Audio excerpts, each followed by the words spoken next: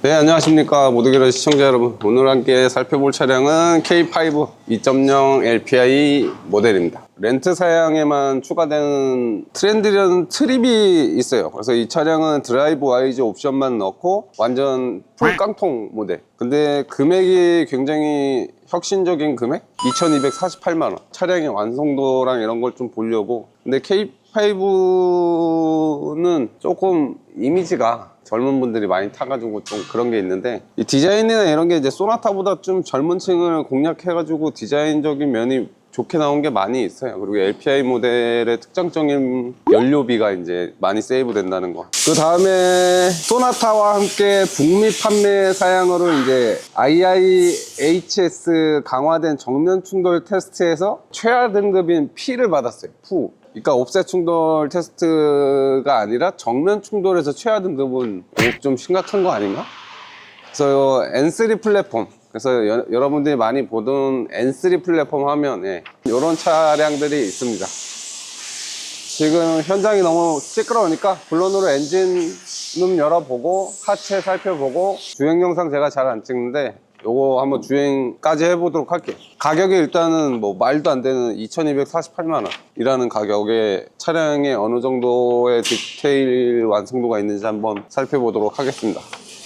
네, 엔진룸을 열었습니다. 엔진룸에는 이제 기존에 보지 못했던 흡차음 패드가 상당히 두껍게 잘 돼 있어요. 원래 이게 되게 얇은 패드 하나인데 얘는 엄청 두꺼운, 그래서 실내에서 탔을 때 LPG 모델이 가솔린 모델보다 더 조용한 장점이 있는데, 이 녀석은 이제 흡차음도 많이 신경 쓴 모델이에요. 그래서 이 커버에도 보면은 흡음을 하기 위한 매트는 없습니다. 매트는 없고, 이제 2.0 누우 엔진인데, 이제 보통은 가스차 같은 경우는 이제 역화 문제나 이런 문제 때문에 흡배기 밸브를 듀얼 VVT를 사용을 안 했어요. 왜냐면 듀얼 VVT를 사용했을 때 이제 현대기아가 이야기하는 애킨슨 사이클, 그러니까 엄밀히 따지면 밀러 사이클이라고 하는 그 장치를 실현시킬 수가 없어요. 그러니까 내부 EGR 시스템이라 그래가지고 흡입하고 압축을 하는 과정의 일부로 흡기 밸브를 살짝 열어놔서 흡기로 다시 혼합된 혼합기 가스가 역류하는 현상을 만들어서 압축 행정은 짧게 가져가고 폭발 행정을 길게 가져가는 이제 밀러 사이클을 재현하기 위해서, 가솔린 차량은 그게 돼요. 역화 문제나 이런 문제가 크게 없어가지고, 그러니까 연료 자체가 기체 상태로 기화되어 있는 상태까지는 아니고 직접 분사하는 직분사 타입이기 때문에 연료랑 혼합된 혼합가스가 이 서비스탱크나 흡기 쪽으로 역류하는 문제가 없는데, LPG 모델은 혼합된 혼합기 가스가 역류를 하기 때문에 그 내부 EGR 밀러 사이클을 적용하기가 어렵습니다. 분사 타이밍이나 점화 타이밍이 잘못 맞으면 역화를 하기 때문에. 그래서 예전 방식들은 흡기에 VVT가 없었는데, 이 누우 엔진 신형이 계속 개량되고 업그레이드 되면서 이제 밀러 사이클을 재현할 수 있게 이런 형태로 흡배기 듀얼 VVT 전자식으로 바뀌었어요. 이것도 굉장히 칭찬할 만한 기술력이라고 저는 생각해요. 그 2.0 누우 엔진이 가지고 있는 장기적인 내구성도 좀 좋은 편이고, 헤드도 이제 스페이스 형상을 해가지고 헤드를 3단계 샌드위치 플레이트 형태로 누르는 거예요. 그래서 헤드 강성도 굉장히 뛰어나고 열변형이나 그런 거에도 좀 대항성이 강하게 설계가 되어 있는 게 이 2.0 누우 엔진이에요. 그리고 실린더도 이제 옵셋 실린더라 그래서 실린더가 크랭크 쭉 피스톤 커넥팅 로드가 이제 실린더가 정확하게 11mm가 이동되어 있는 거예요. 그래서 폭발 행정일 때, 쉽게 말씀드리면은 이게 피스톤이면 상사점에 올라갔을 때 이제 폭발을 하는 행정일 때 이제 커넥팅 로드가 이렇게 살짝 꺾여 있게 됩니다.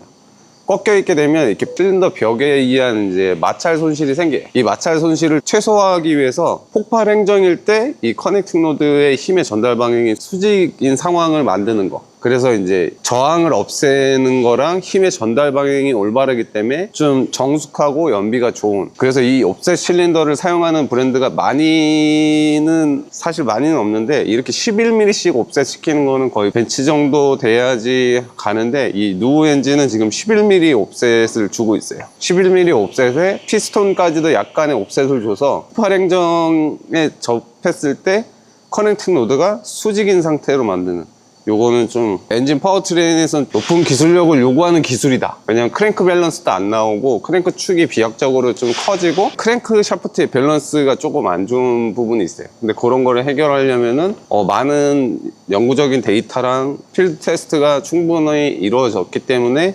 이 누우 엔진 개선형이 나오면서 옵셋 실린더도 적용하고 옵셋 피스톤도 적용하고 그리고 열 교환 능력기나 열 교환기도 많이 추가되고 그 다음으로 이색적인 거는 이제 알터네이터의 용량이 굉장히 작아요.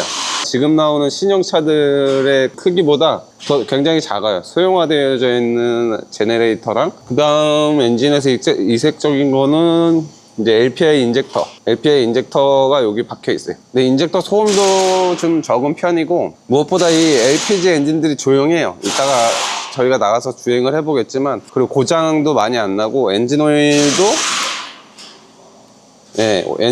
굉장히 깨끗한 상태를 유지를 하고 있어요. 이렇게 보면.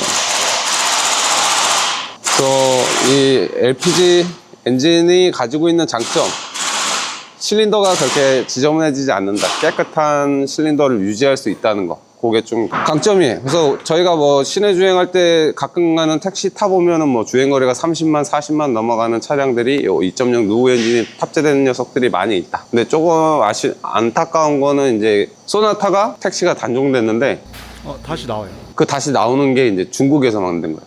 다시 나오는 게 이제 4cm 정도 더 커진 롱휠 베이스 이제 소나타 LPG가 다시 나오고는 있습니다. 근데 그게 전량 중국 생산이라고 해요. 그게 조금 아쉬운 부분? 근데 엔진이나 이런 파워 유닛은 공급하지 않을까, 그 중국 공장에.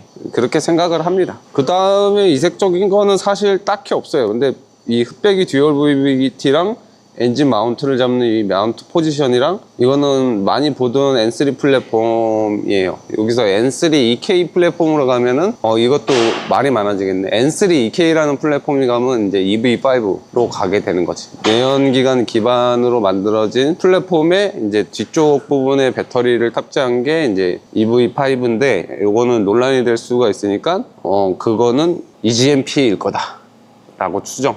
근데 앞쪽 플랫폼은 이 N3 변형 플랫폼이라고는 합니다. 이 흡기 유도관은 진짜로 볼 때마다 K5는 진짜 잘 만드는 것 같아요. 흡기 유도관이 정 가운데에서 엄청 넓은 면적의 흡입구를 장착을 하고 그 흡입구를 그대로 에어클리너 쪽으로 보내는 이 형태. 근데 이 에어클리너를 이렇게 보내는 형태도 이유가 보면 이 스로틀 바디랑 흡기 필터랑 일직선상에 위치하게 돼 있어요. 그래서 기관 효율이나 스로틀 바디가 궤도됐을 때 이제 이 흡기관이 길거나 흡기관이 꺾여 있는 경우에 이제 흡입 저항이 생기는 단점이 있는데 그런 단점이 많이 커버할 수 있는 형태로 디자인되어 있다. 조얼로에서 들어오는데 전면 그릴을 통해서 라디에이터로 다 가지 못한 공기가 이 위로 공급되면서 이렇게 오는 방식. 물 또는 이물질이 이 흡기 박스 안으로 들어오지 않아요. 그래서 흡기 박스 안에가 깨끗하죠. 저렇게 깨끗한 공기를 흡입하지 못하는 시스템 같은 경우 옛날 차량들은 이 흡기 필터 통 안에가 막 낙엽이 있고 이물질이 있고 모래가 있고 이래요. 근데 이 녀석은 그런 것까지 개선을 해서 만든 모델이다. 그래서 이 엄밀히 따지면 이 그릴이라고 하는 게 이 앞쪽으로는 원래 막혀 있어. 그래서 신선한 공기만 들어올 수 있게 만들어져 있다. 배터리는 AGM 배터리가 아니네. CMF 배터리. 무보수 배터리라고는 하는데 좀 요거는 스탑앤고가 들어간 차량들은 요게 AGM으로 바뀐다. 그 다음 뭐 브레이크 하이드로백 마스터 실린더의 진공은 어디 있어? 야, 진공 펌프 없다 이 새끼. 이 새끼 진공 펌프 없네. 원가 절감했네. 근데 원래 2.0 누 걔는 여기 진공 펌프가 달려. 가솔린 모델. 그리고 현대기아가 이제 가장 잘하는 열교환기 능력. 전자식으로 이 워터 라인을 개폐할 수 있게 이렇게 장착이 돼 있어요. 그래서 옛날에는 이제 썸머스탯이 그 역할을 했는데 지금은 이 냉각 회로나 이런 게 복잡해지고 환경법 때문에 이 기관의 열 제어 능력을 굉장히 잘 해야 돼요. 그래서 요 유닛도 보면은 이 안에 이제 실린더 헤드로 냉각수를 보낼 거냐, 블록으로 보낼 거냐, 라디에이터로 보낼 거냐를 여기에 있는 DC 모터에 달린 플랩으로 정하고 있어요. 그래서 이것도 두 엔진에서 없던 건데 생겼다. 그리고 가압식 보조 탱크, 가압식 냉각수 보조 탱크를 사용하고 있어요. 그래서 냉각 라인도 이제 일정한 압력으로 계속 제어를 하고 있기 때문에 이 엔진 열 관리나 이런 게 더 유리한 쪽으로 바뀌었다. 그리고 여기에 하이드로백 장치가 있는데 기존 차량들은 ABS 모듈이 여기에 장착되는데 이 녀석은 이제 N3 플랫폼을 사용하면서 바뀐 게 ABS 모듈이 전부 다 오른쪽 끝으로 옮겼어요. 근데 이 배기관이랑 거리가 너무 가까워서 이 모듈은 항상 뜨거워서 좀 걱정만 돼요. 걱정만. 왜냐면 너무 뜨거우면 안 좋으니까. 근데 아직까지 ABS 모듈에 대한 문제가 생긴 적은 없는데 제 개인적인 피셜은 조금 스포츠를 지향하는 아반떼 N에서 문제가 되고 있지 않을까라는 그냥 개인적인 생각. 그래서 타워 스트럿 링 보강도 잘 돼 있어요. 이 링 보강은 이제 차체 마운트의 강성을 10% 정도 올려준다라고 합니다. 노면 잔진동이나 이격이 생기는 도로를 주행할 때 이 스트럿 링을 보강함으로 인해서 이제 조금 차체 강성을 확보하는 쪽으로, 그래서 마운트 강성 10%를 올렸을 때 실내로 유입되는 노이즈 차단이랑 서스펜션의 진동 감소 효과 뭐 그런 걸 누릴 수가 있대요. 그래서 이 스트럿 링 보강은 지금 모든 현대기아 차가 다 장착돼서 나오고 있는 것 같아요. 이렇게 하고 하체로 넘어가시죠. 네, 하체로 왔는데 하체에서 이색적인 거는 N3 플랫폼. 그놈의 플랫폼 얘기 자꾸 하게 되는데, 아무튼 N3 플랫폼에서도 이거 보면 이 우물정차 프레임이 내려올 때 그냥 우물정차를 그냥 잡아놓은 차량이 있는데 이 녀석은 이렇게 보강이 돼 있어요. 보강 브릿지가 돼 있어서 정면 충돌이나 옵셋 충돌에서 조금 더 안정성을 높이는 방법. 여기도 이렇게 보강이 되어져 있고, 구조형 접착제도 듬뿍듬뿍 발라놔가지고 차체 강성은 제가 봤을 때 굉장히 높은 수준을 올렸을 거라고 생각은 되는데 왜 P등급을 받았지? 그건 조금 의문이긴 한. 그리고 보면 이제 우물정차 프레임, 우물정차 서브 프레임에 토요타 파워트레인은 여기에 엔진 마운트가 있는데 현대기아는 그냥 여기에 롤러드라는 방식으로 그냥 잡고 있는 형태예요. 뭐 이 형태가 지금 컨트롤성이나 정숙성 뭐 그런 거를 맞추기가 쉬워서 그런지 몰라도 이렇게 롤러드 형태로 현대기아는 많이 가고 있습니다. 그리고 알루미늄 오일 팻, 이거는 이제 초창기 누브 엔진은 스틸이었던 걸로 기억을 해요. 근데 이 알루미늄 팬으로 개선이 많이 이루어진 거랑, 그리고 이 하체 강성을 비약적으로 올려서 제가 봤을 때 이거 타보면은 차 괜찮을 것 같은데. 그리고 계속 말씀드리는 내용 중에 이 차량의 총 가격이 2,240만 원이에요. 그래서 저희가 장기 렌트로 이거 운영하려고 하고 구독자분이 퍼스트 렌탈님이 구매하신 차량입니다. 구매했다라기보다 그냥 장기 렌트를 돌리는 상품. 근데 차량의 가격이 2,248만 원? 그래서 되게 저렴한 모델인데 엔진 미션 있고 뭐 드라이브 샤프트 바퀴 4개 있고 이 정도면 충분하지 않을까. 제가 봤을 때 이 2,200만 원대 이런 상품성을 내놓을 수 있는 거는 현대기아 말고는 진짜 불가능한 것 같긴 해요. 진짜 많이 좋아졌다, 현대기아 차가. 떠봤을 때 우물정차 프레임이랑, 그리고 오일 필터도 이제 건식으로 바뀌면서 더 이상 예전 스틸 필터를 사용하지도 않고 있고, 웜업기라고 하는 순행식 오일 쿨러도 따로 별도로 장착이 되어져 있고, 여기에 오일 압력 센서가 달려 있어요. 그래서 오일 압력 센서가 달려 있어서 오일 레벨이 낮거나 높거나 요거를 계측을 할 수 있다라고 해요. 그냥 오일 압력을 가지고. 근데 예전 현대기아가 쓰던 거는 오일 압력 센서가 아니라 오일 압력 스위치였어요. 그러니까 오일 압력 스위치 타입들은 오일이 아예 없어야지만 그 오일 압력 스위치가 이제 쇼트 나면서 계기판에 빨간색 엔진오일 경고등을 띄워요. 그게 이제 오일 압력 스위치. 근데 이 녀석은 엄밀히 따지면 오일 압력 센서, 또 오일 압력 스위치 방식이랑은 많이 다르다. 그래서 신형이나 이렇게 개선된 차량들 이렇게 보면 볼수록 좀 잘 만들어진 것 같아요. 라디에이터 안에 오일 쿨러 내장해가지고 순행식 오토미션 오일 쿨러도 라디에이터에 잘 장착되어져 있고, 근데 이건 원래 모든 오토미션이 장착되어 있는 부품입니다. 간혹 가다가 이제 여기에 추가로 공랭을 거는 차량들이 있는데 그 차량들은 이제 쉐보레 크루즈, 그 차량들은 미션 오일 온도가 높아가지고 미션이 잘 고장나는 문제 때문에 오너들이 따로 튜닝을 하는데, 이 변속기는 뭐 그냥 일상 주행하고 데일리적으로 운행할 때 큰 문제는 없는 걸로 알고 있어요. 잘 되어져 있어요. 다만 이쪽 드라이브 샤프트 길이가 굉장히 길어서 승차감이 조금 안 좋거나 토크 스티어가 생길 수 있는 방향이 있기 때문에 이 등장 드라이브 샤프트를 적용해 주는 게 조금 낫지 않을까. 아무래도 중형 세단인데, 근데 뭐 차가 2천만 원인데 뭐 이쪽에 오면은 아예 공간이 없어요. 브레이크랑 갭이 아예 없는 게 좀 특색이 있는데, 이 휠이 16인치입니다 16인치 휠에 밸런스 나비 캘리퍼에 닿을 정도예요. 휠은 17인치로 업그레이드하는 게 주행 안정성이나 승차감도 조금 나을 것 같아, 내 생각은. 근데 16인치가 승차감은 더 좋을 거야. 평평비가 아무래도 높으니까. 타이어값도 싸고. 근데 나는 이 공간이 이 정도로 없는 거면 제동 능력에도 조금 영향이 있을 것 같아서 17인치로 업그레이드를 하는 게 좋을 것 같다. 트렌디에서는 업그레이드가 안 되는 걸로 알고 있어요. 애프터마켓에서 이제 17인치를 떼고 18인치 끼시는 분들 있잖아. 그런 거 좀 저렴하게 구입해서 17인치 끼는 게 낫지 않을까. 얘는 그냥 겨울에 윈터 타이어용으로 냅두고. 그거 좀 특이한 게 또 있는데, 단조로 된 로우암이랑 너클을 사용하고 있는 거. 제일 저렴한 트림인데, 이렇게 하체 내구성이나 현가 하 질량을 많이 상쇄시키는 거랑 하체 강성을 좀 높여가지고 승차감을 확보하려고 하는 방향. 너클만 알루미늄인데, 너클은 얘는 되게 잘 만들어졌어. 표면도 되게 깨끗하고 깨끗해. 그래서 뭐 그냥 싸구려 알루미늄 주물의 퀄리티는 아니야. 둘 다 되게 좋게 잘 만들어져 있어. 그 다음에 뭐 이색적인 거는 이제 하체 풀언더 커버.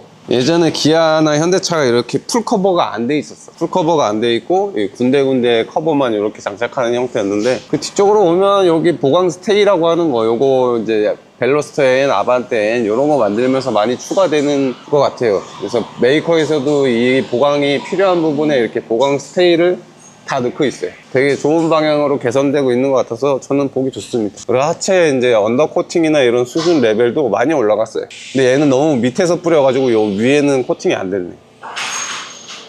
근데 되게 두툼하게 잘 싸놨어. 옛날 현대차는 그냥 이런 철판이 다 보이는 형태로 마감이었는데, 지금은 웬만한 토요타 수준 이상으로 이 방음 방진 요 코팅은 토요타 이상으로 잘하고 있는 것 같아요.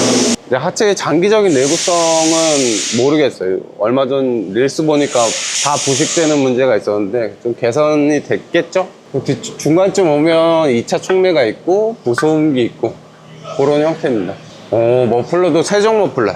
세종 머플러 하면 되게 하이 퀄리티 제품을 생산하는 업체인데 잘 돼 있어요. 그래서 뭐 밴딩이나 웰딩 퀄리티나 모든 게 너무 완벽한 회사라서 나는 개인적으로 세종 머플러를 좋아합니다. 이렇게 하고 뒤로 넘어가자. 네, 뒤로 왔는데, 뒤로 가기 전에 요런 이제 단열 커버랑 이런 거 잘 돼 있는 거랑, 그리고 세종 머플러의 퀄리티, 이 밴딩 라인 깔끔한 거 보세요. 밴딩 라인 깔끔하고 웰딩도 되게 깔끔하게 잘 돼 있어. 그래서 옛날 차들 오래 타면 이 웰딩 부분만 떡 떨어져가지고 부식에 대한 그런 문제도 있었는데, 세종 머플러는 일단 이 439 소재의 머플러 스틸을 사용하면서 예전처럼 뭐 무지막지한 부식에 대한 걱정은 없어요. 그 다음에 뒤로 오면은 아주 거대한 이제 연료 탱크 자리가 있습니다.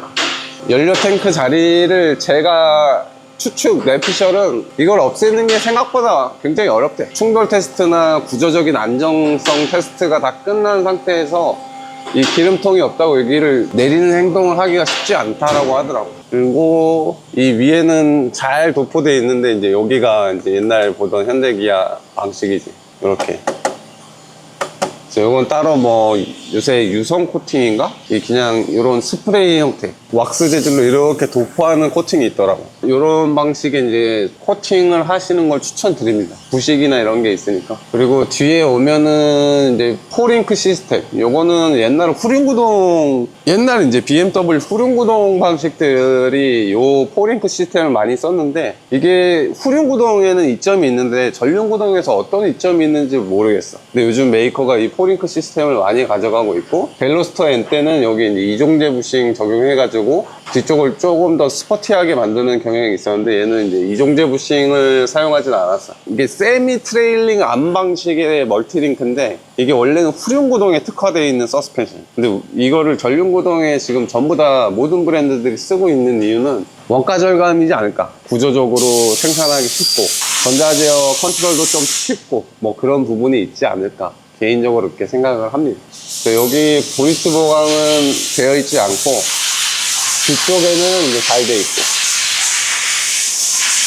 하체 로우 컨트롤 암을 거의 뭐 차의 최중앙부까지 들어올고 들어와가지고 이 캠버 변화값이 굉장히 적다.